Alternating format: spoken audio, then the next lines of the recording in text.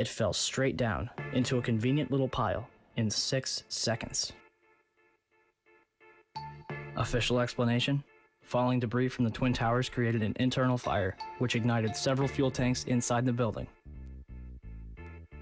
If this is true, then it would be the third building in history to collapse because of a fire. The first two would be the Twin Towers.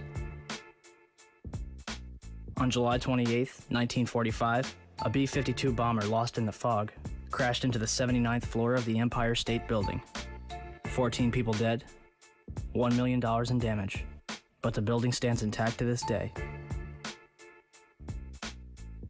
On February 14, 1975, a 3-alarm fire broke out between the 9th and 14th floors of the North Tower. According to the New York Times, the fire leads to intense scrutiny of the towers and eventually to a decision to install sprinklers. On May 4, 1988, a 62-story skyscraper in Los Angeles burned for 3 hours and spread over 4 floors. It did not collapse. On February 23, 1991, a 38-story skyscraper in Philadelphia, built in 1973, burned for more than 19 hours and spread over 8 floors. It did not collapse. On October 17, 2004, a 56-story skyscraper in Venezuela, built in 1976, burned for over 17 hours and spread over 26 floors, eventually reaching the roof. Guess what? It did not collapse. On February 12, 2005, the Windsor Building in Madrid, a 32-story tower framed in steel-reinforced concrete, burned for almost 24 hours, completely eradicating the upper 10 stories of the building. Although the top 10 floors of the building fell, the building itself did not collapse. And yet, on September 11, 2001, two 110-story skyscrapers, completed in 1973, burned for 56 and 103 minutes, respectively, over 4 floors, before collapsing completely to the ground. One might argue that this was due to the construction of the World Trade Center. Let's look at what was inside those buildings.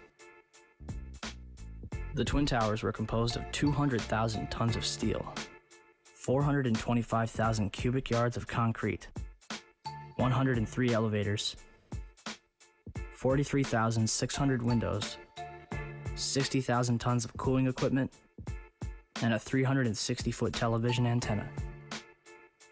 The core of each tower was 87 by 133 feet, comprised of 47 box columns 36 by 16 inches thick. The North Tower was completed in 1970, standing at 1,368 feet tall, and the South Tower was completed in 1973, clocking in at 1,362 feet tall, making them the tallest buildings in the world until the Sears Tower was completed in 1974. And to think, the government would have us believe that these massive structures were destroyed by 10,000 gallons of jet fuel. However, eyewitnesses, video footage, and a little common sense quickly refutes that claim. The second plane hits the South Tower between the 78th and 82nd floors at 9:03 a.m.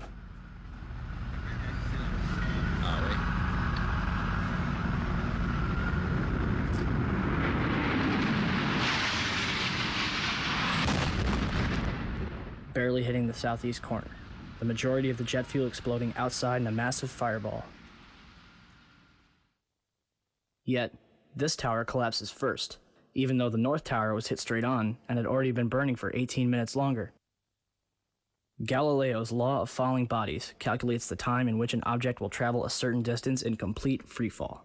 Distance, d, equals 16.8 times time in seconds squared. The South Tower was 1,362 feet tall. 1362 equals 16.08 times 84.7, or 9.2 seconds.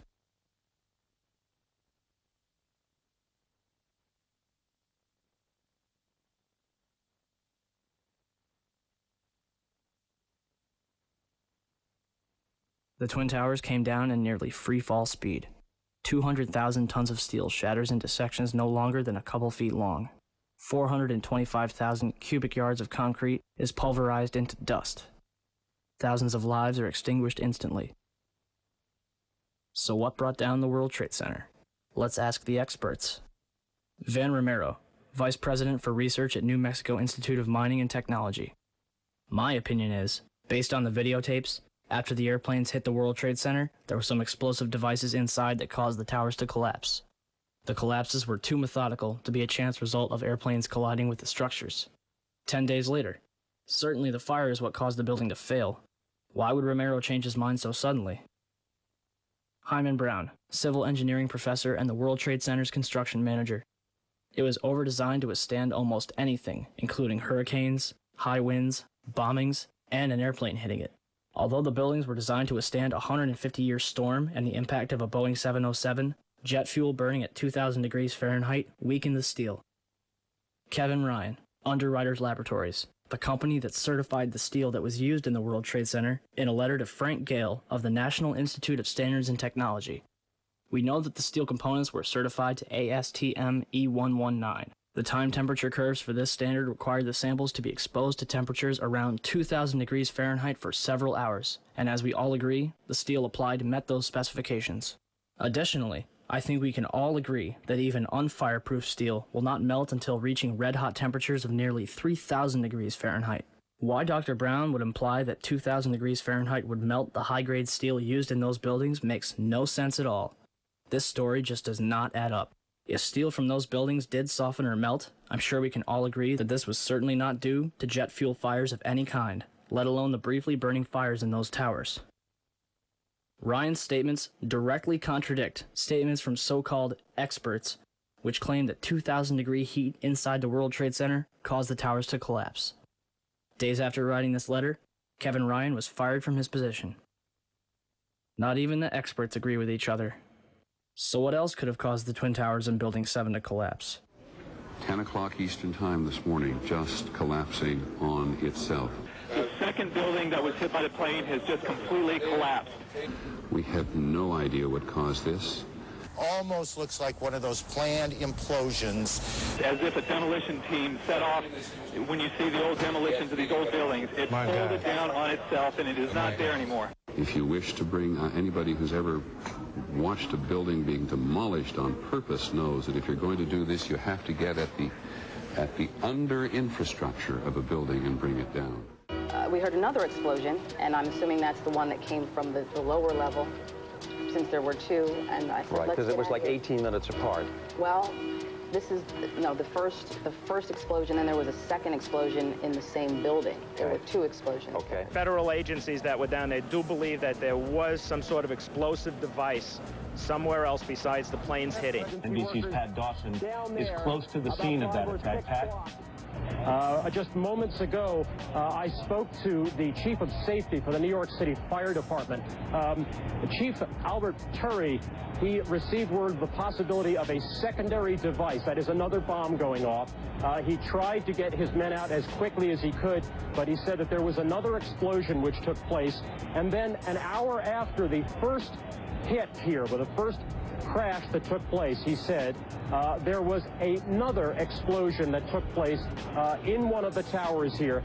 He thinks that there were actually devices that were planted in the building. The second device, he speculates, was probably planted in the building. First one and then the other, some say after secondary explosions. When a big explosion happened, all of a sudden the elevator blew up, smoke. I dragged the guy out, his skin was hanging off, and I dragged him out, and I helped him out of to the ambulance. Walking down the stairs, we made it to the 8th floor. Big explosion. Blew us back into the 8th floor. Just get out of the tunnel, and it blew. The subway tunnel? Yeah.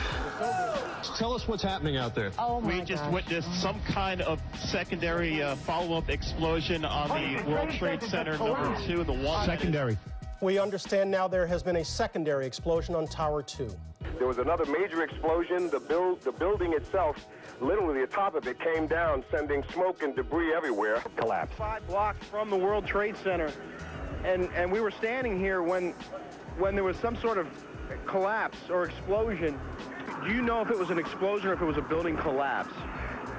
To me, it sounded like an explosion.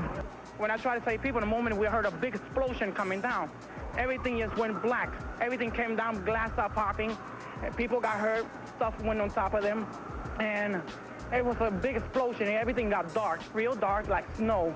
The FBI is here, as you can see. They had roped this area off. They were taking photographs and securing this area just prior to that huge explosion that we all heard and felt. Coming over our radio, get out of the area, the second tower is coming down. They tell you the second tower is coming down? Yes, it's about to collapse. At 10:30, I tried to leave the building, but as soon as I got outside, I heard a second explosion and another rumble and more smoke and more dust. I ran inside the buildings, the chandelier shook, and again, black smoke filled the air. Within another 5 minutes, we were covered again with more silt and more dust. And then a fire marshal came in and said we had to leave because if there was a third explosion, this building might not last.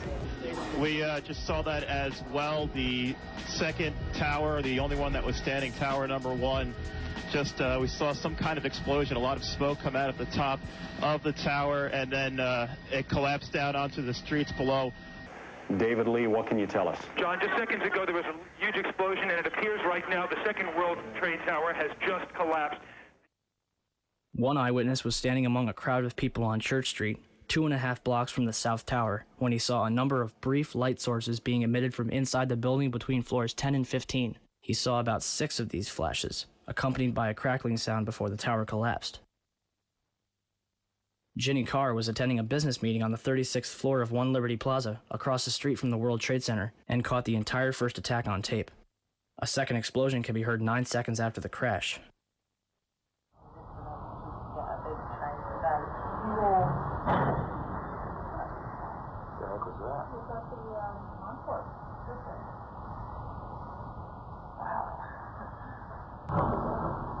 It sounds like something crashed.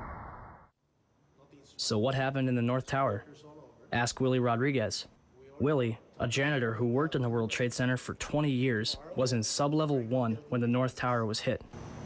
And all of a sudden we hear boom! I thought it was a generator that blew up on the basement. And I said to myself, oh my God, I think it's a generator. And I was going to verbalize it. When I finished saying that in my mind, I hear boom! Right on the top, pretty far away. So it was a difference between coming from the basement and coming from the top. And that's, everybody started screaming, and a person comes running into the office saying, explosion, explosion, explosion. He got his hand extended, and all the skin was pulled from his under his arm, all the way to the top of the fingertips, and he was hanging on both arms. Hanging and hanging. And then I look at his face, and he was missing parts on his face. And I said, what happened? What happened? And he said, the elevators, the elevators. And when there were many explosions, and when I actually talk about those explosions, they said that, well, there were so many kitchens in the building, and they have probably those gas canisters. And I said, I don't believe that, because the building was a Class A building. They have very strict guidelines of what you can put in a kitchen. And I really doubt it was gas. So there was a lot of misconceptions of what happened on that day in terms of the explosions. But up to date, I haven't received an actual explanation about the different explosions that I heard on the upper floors and not all the way to the top. On 9/11, New York City lost 343 firefighters at the World Trade Center. Since they were the ones inside the towers before and as they collapsed, I'd say they've got a pretty good grasp on what happened. So what does the FDNY think?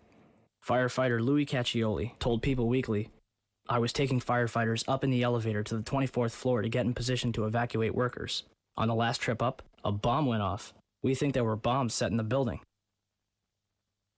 For more than a year, the Port Authority blocked the release of a tape of firefighters' transmissions from the World Trade Center on 9/11.